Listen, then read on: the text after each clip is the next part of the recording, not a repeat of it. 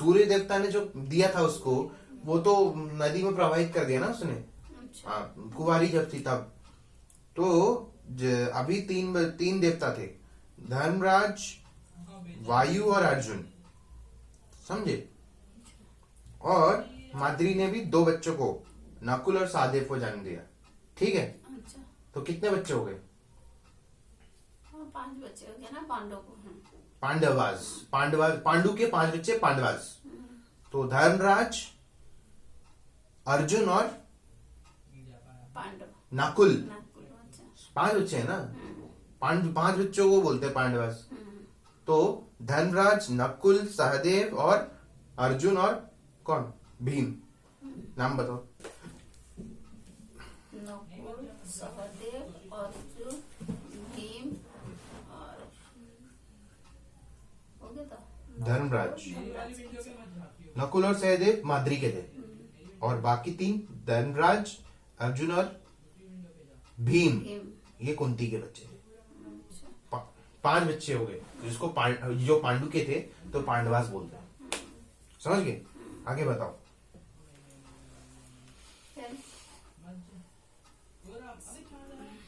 फिर वो लोग जंगल में रहे, और फिर जो भीम है, फिर कुछ वर्षों बाद पांडु की मृत्यु हो गई, और पांडु की मृत्यु से आहत होकर माद्री ने भी खुद को आग लगा लिया।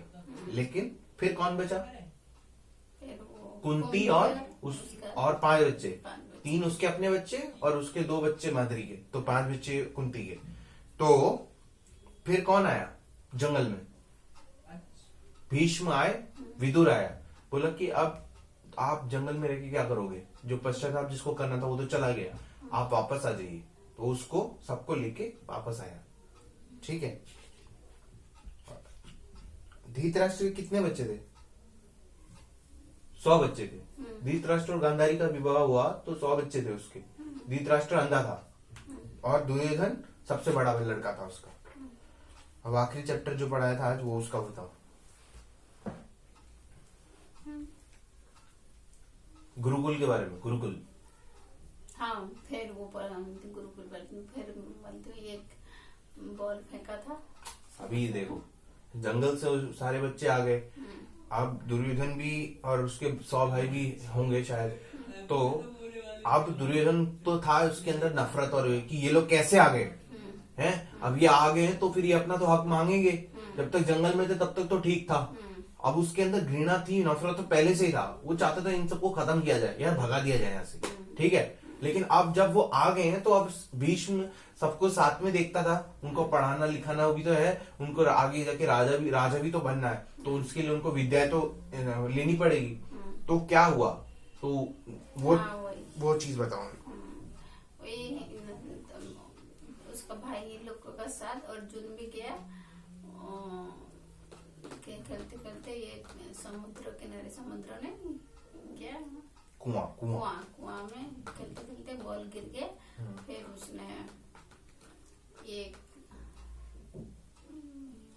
पास में एक ब्राह्मण था, उसने देखा तो उसने बोला कि तुम लोग तो इतने बड़े लोग हो, तुम्हारे तो इतने महारथी लोग हैं जो युद्ध में इतने बड़े बड़े लोगों को परास्त करते हैं, इतने मतलब तुम्हारे युद्ध में कोई मुकाबला ही नहीं है। तो फिर तुम लोग एक छोटी सी गेंद नहीं निकाल पा रहे हो। तो जो सामने थे दुर्योधन वगैरह बच्चे जो थे, वो सोचने लगे अरे हम लोग कितने भी महान हो, कितने भी युद्ध में कितने भी मतलब वो हो, लेकिन उसका इस छोटे से गेंद से क्या लेना देना, वो तो कुएं में गिर गया। फिर उसने क्या किया, उसने एक घास का तिनका तोड़ा, उसमें मंत्र लिया और उसके बाद उसे कुएं में फेंका, और वो बॉल पे जैसे ही लगा, बॉल ऊपर उछल के बाहर निकल के आया। तो बच्चे जैसे ही उसने इतना ताकत देखा उसमें कि घास के तिनके से उसने कैसे एक मंत्र फूंक के निकाल दिया, तो बच्चे हैरान हो गए। और फिर बच्चों ने बोला कि आपका नाम क्या है? तो वो ब्राह्मण बोला कि जाके अपने दादाजी से पूछो, भीष्म से। मतलब ऐसे नहीं, उसने सिर्फ बोला कि जाके अपने दादाजी से पूछो कि मैं उनको ये सारा बताओ कि तुम्हारे साथ क्या क्या हुआ है, कैसे मैंने निकाला बॉल, ये सब बताओ उनको, तो वही तुम्हें बताएंगे मेरा नाम। फिर जैसे ही भीष्म को बताया, सारे बच्चे ने अपने दादाजी को बताया, मतलब भीष्म को, तो वो भीष्म समझ गया कि ये द्रोणाचार्य है, ये ब्राह्मण कोई और नहीं द्रोणाचार्य है, क्योंकि पूरे भारत में उससे अच्छा इतना विद्यावान और इतना ताकतवर और इतना धनुर्विद्या में अच्छा गुरु कोई है ही नहीं। तो फिर उसने सोचा कि इन बच्चों को तो विद्या वैसी देनी है, तो द्रोणाचार्य जी को ही बुलाया जाए और वही इनके गुरु बनेंगे, वही इनको सिखाएंगे। हाँ, अच्छा, द्रोणाचार्य फिर पढ़ाने लग गया उसको, उन सारे शिष्यों को, उसके भाइयों को, दुर्योधन को, अर्जुन को, नकुल को, सहदेव को, बाकी जितने भी बच्चे थे सबको पढ़ाने लग गया।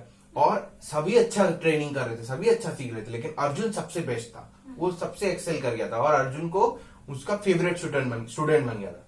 अब इस स्टोरी को यहाँ काटते हैं। अब द्रोणाचार्य का मेरे को स्टोरी बताओ।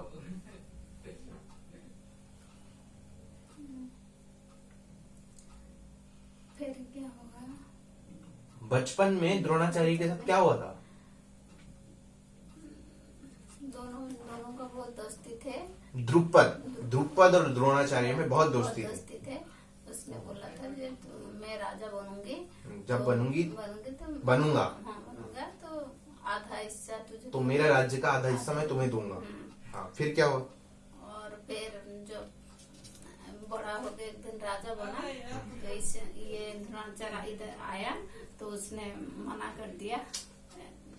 कृपाचार्य उसने पहले शादी किया, बड़ा होने के बाद बच्चे लोग शादी करते हैं ना, तो द्रोणाचार्य ने भी शादी किया, कृपाचार्य के सिस्टर से, बहन से शादी किया। शादी होने के बाद उसका बच्चा हुआ, बच्चे का भविष्य वो सोचने लगा कि क्या काम करेगा, कैसे करेगा। फिर उसको याद आया कि इसका एक भविष्य बनाने का मेरे को ध्यान आया, इसका भविष्य बन सकता है अगर मेरे दोस्त ने जो मेरे को एक वचन दिया था कि वो अपना राज्य का आधा हिस्सा मेरे को दे देगा, तो वो मैं आज वचन इस्तेमाल करूंगा, ताकि वो मिल जाएगा तो मैं अपने बच्चे को राजा बना दूंगा। हाँ, अब तब उस चीज को ध्यान में रखते हुए वो गया अपने दोस्त के पास। हाँ, फिर क्या हुआ? फिर उसने दोस्त ने उसको बोला, अपमान किया उसका कि तू तो भिखारी है दिखने में, तू कौन है, हम तेरे को नहीं जानते। और फिर क्या, फिर उसने मना कर दिया और उसे अपमान करके भगा दिया। जबकि द्रोणाचार्य बहुत बड़ा विद्वान था और बहुत बलवान था और बहुत बड़ा गुणी आदमी था, तो इस अपमान को लेकर उसने बदला लेने का सोचा। अब वो बदला कैसे लिया उसने? अर्जुन से हथियार बना के। जब बाद में उसका अर्जुन शिष्य बन गया और उसे बाद में उसका ये सब हुआ इंसिडेंट जो मैंने अभी आपको समझाया, कैसे कुएं से निकाला बॉल, वो सब जब बाद में शिष्य बना दिया, तो फिर जब उसने से सिखाने लगा, फिर उसके बाद उसने दुर्योधन को भेजा अपने शिष्य को, तो दुर्योधन हार गया द्रुपद से। फिर उसके बाद अर्जुन को भेजा और अर्जुन ने जीत लिया युद्ध में। फिर उसके बाद क्या हुआ? फिर उसके बाद उसका पूरा भाग तो नहीं लिया, अपना राज्य का आधा भाग उसने लिया। बोला भले ही मैंने तुमको, भले ही अर्जुन ने तुमको हरा दिया है और अब हमारा ये सारा राज्य हो गया है, क्योंकि तुम तो राजा हो, तो राजा को हरा दिया तो राज्य तो हमारा हो गया कब्जा, लेकिन फिर भी क्योंकि तुम मेरे दोस्त हो, आधा मैं रखता हूँ आधा तुम रखो। लेकिन इस बात को द्रुपद और बुरा मान गया और उसको अपमान लेने लगा और उसने सोचा मैं इस बात का बदला मतलब द्रोणाचार्य से जरूर लूंगा। ठीक है, कहानी चली अब दिमाग में। अच्छा, अब लास्ट चैप्टर जो बताया था अब वो बताओ फटाफट से। लास्ट चैप्टर क्या बताए थे? लास्ट मतलब चौथा चैप्टर।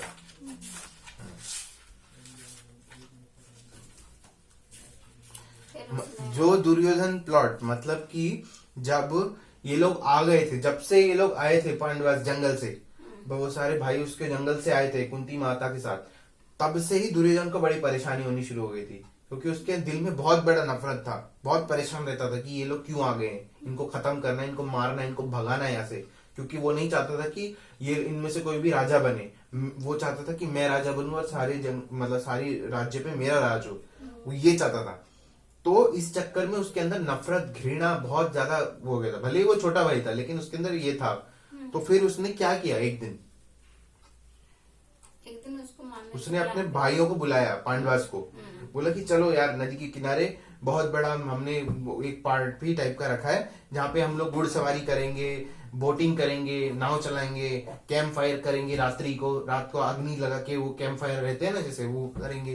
तो इस चीज के लिए उसको दावत दिया, तो फिर वो चले गए। उसमें भीम भी था। पांडवास में 5 भाई है, अर्जुन कौन कौन है, अर्जुन है, नकुल है, सहदेव है, भीम है और एक और उसका भाई है धर्मराज है वो 5 भाइयों को बुलाया, तो फिर वो चले गए, भाई थे वो तो चले गए। लेकिन दुर्योधन के अंदर तो वो था, क्योंकि कुश्ती में तो भीम को हरा नहीं सकता, कुश्ती में तो नहीं हरा सकता, क्योंकि भीम बहुत बड़ा बलवान था। इसीलिए उसको क्या किया,